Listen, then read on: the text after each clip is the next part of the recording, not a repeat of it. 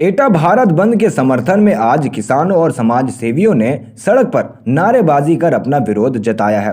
सरकार से किसान विरोधी बिल को वापस लेने की मांग करते हुए एडीएम और अपर पुलिस अधीक्षक को अपना ज्ञापन सौंपा। सामाजिक कार्यकर्ता ने पैदल सड़कों पर नंगे पैर उतरकर सरकार विरोधी नारे लगाए, तो कहीं भारतीय किसान यूनियन के संगठनों ने चक्का जाम कर नाराजगी जताई।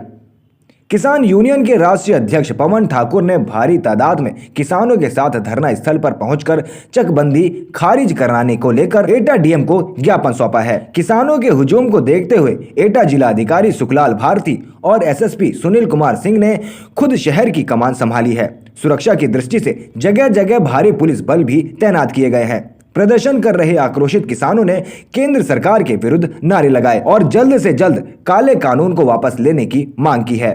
व्यवस्था खराब तो नहीं हुई सर?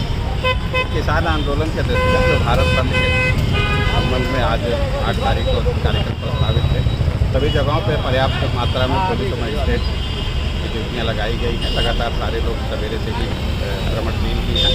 किसान संगठनों के जो पदाधिकारी हैं उनसे भी समन्वय संवाद बना हुआ है। अभी तक 4 लोग किसान संगठनों ने अपना ज्ञापन भी शांतिपूर्वक यहाँ धरना स्थल पर जिला मुख्यालय पे आके दिया है। कुछ अन्य लोग भी अपना ज्ञापन तहसील मुख्यालयों में दिए हैं। शांति व्यवस्था कोई समस्या नहीं है।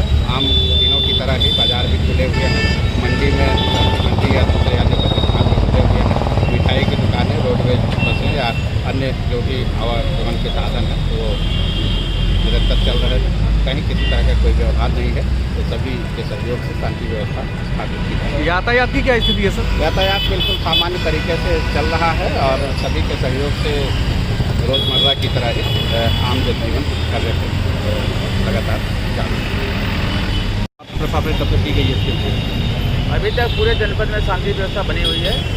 हमारे सारे मजिस्ट्रेट जिसमें एडीएम और एसएसपी सब वो भी लगे हुए हैं। हमारे तीनों एसडीएम और सीओ अपने अपने जिले में भ्रमणशील हैं। कप्तान साहब हम लोग भी बल लगातार भ्रमणशील हैं। अभी तक पूरे जिले में शांति व्यवस्था बनी हुई है। अभी कुछ लोगों ने बातें दिखाई हुई है, कुछ लोगों ने जो है अभी ज्ञापन दिया जिसको एडीएम साहब ने दे दिया, 10-15 लोग थे। अभी तक कोई दिक्कत नहीं है। पूरी तरह से शांति व्यवस्था पूरे जनपद में बनी हुई है। कोई दिक्कत नहीं है। जो भी अगर कोई यहाँ भी रहा तो बिल्कुल शांतिपूर्ण तरीके से अपना ज्ञापन दे रहा है, चला जा रहा है। इसमें किसी प्रकार कोई दिक्कत नहीं है। जो विरोध प्रदर्शन किया गया है तो आपकी क्या क्या मांगे हैं और क्या कैसे आप मांग? आज किसानों के विरोध में हमारा जो मार्च था, उस मार्च के जिस तरह से एटा की सड़कों पे संविधान को, लोकतंत्र को प्रशासन ने रोंदा, जिस तरह से हमें रोकने की कोशिश की गई, हमारे संवैधानिक और लोकतांत्रिक आंदोलन को, हमारी पदयात्रा को रोकने की कोशिश की गई, उसके बाद कहने को इस देश में अब कुछ बच नहीं जाता। जब आप अपने हक हकूक की मांग करोगे तो ये जो काले अंग्रेज बैठे हैं, जिनकी तनख्वाह हमारे टैक्स के पैसे से आती है, जो खुद किसानों की औलादें हैं, उन्हें ना आज किसान का दर्द दिख रहा है। वो सिर्फ सरकार के समर्थन में लाठी भाजने को तैयार है। हमें रोका गया, हमें डराया गया, हमारे ऊपर केस करने का भी हमारे ऊपर धमकी दी गई, लेकिन हाँ, हम डरे ना झुके और न इस तानाशाही के खिलाफ हम डरेंगे और ना झुकेंगे। अभी हम नंगे पैर आंदोलन करके आ रहे थे, संवैधानिक और लोकतांत्रिक दायरे में कर रहे थे। हमारा पूरा का पूरा प्रोटेस्ट मर्यादाओं में बना है। इसमें न किसी सरकारी खजाने की हित हो रहा है, ना कोई ऐसी क्षति हो रही है जिससे सरकार को क्षति हो, लेकिन किसानों की जायज़ मांग को मानने की सरकार पूरी तरीके से निजीकरण करना चाहती है। किसान के खेत को अंबानी और अडानी की गोद में झोंक देना चाहती है। उसके खिलाफ, उस निजीकरण के खिलाफ, इन काले अंग्रेजों के खिलाफ हमारी धरना है, हमारी क्रांति है। दिल्ली को चारों ओर से किसानों ने जिस तरीके से बंद कर रखा है, ये इस सरकार को संदेश है, या तो वो अपनी अकड़ को और तानाशाही को कम कर ले और जिलों में बैठे, प्रदेश में बैठे जो आका हैं, इनको ये सीधा सीधा संदेश है, या तो अपनी तानाशाही और अकड़ को कमजोर कर लें, नहीं तो आपकी जेलें कम पड़ जाएंगी। हमारी पीठ तुम्हारे डंडों से डरने वाली नहीं है, तुम्हारी गोलियों से झुकने वाली नहीं है। हम इंकलाब के लिए लड़ रहे हैं। जंग आज़ादी की दूसरी लड़ाई में हम किसानों के साथ हैं, मरते दम तक रहेंगे। इंकलाब!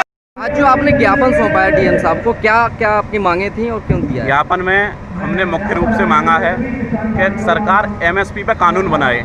यदि खुदरा बाजार में कोई भी व्यापारी किसान की फसल को समर्थन मूल्य से नीचे खरीदता है, 1 रुपया भी नीचे, तो उस पर 5 लाख रुपए जुर्माना व 5 साल की सजा होनी चाहिए उसको। दूसरी चीज़, 5 वर्ष पूरी कर चुके प्रत्येक किसान को, वो 60 वर्ष पूरी कर चुके प्रत्येक वृद्ध किसान को 5,000 रुपये जीवन यापन भत्ता मिलना चाहिए, क्योंकि किसान अपनी फसलों को सरकार द्वारा बनाए गए मूल्य पर 60 साल तक बेचता है। जब उसके हाथ पैर काम नहीं करते हैं तो जिम्मेदारी सरकार की बनती है कि उसका जीवन यापन के लिए सरकार सोचे। और कुछ चकबंदी को लेकर ऐसा कुछ मामला हाँ, है? एक चकबंदी का मामला हमारे क्षेत्रीय समस्या चल रही थी। क्षेत्र में एक गांव पड़ता है सरानी, उसमें 95% चकबंदी के विरोध में थे। लगातार वो 1 महीने से आंदोलनरत थे किसान। उन्होंने हमें समस्या बताई है तो हमने, क्योंकि जिम्मेदारी बनती है, हमारे क्षेत्र का किसान परेशान होगा है तो हम उसकी आवाज़ उठाएंगे। तो क्या आश्वासन दिया अधिकारियों ने? चकबंदी निरस्त का आश्वासन दिया। जिलाधिकारी ने कहा है कि चकबंदी नहीं होगी जब गांव का 95% किसान खुली वोटिंग के आधार पर चाहता है कि चकबंदी ना हो।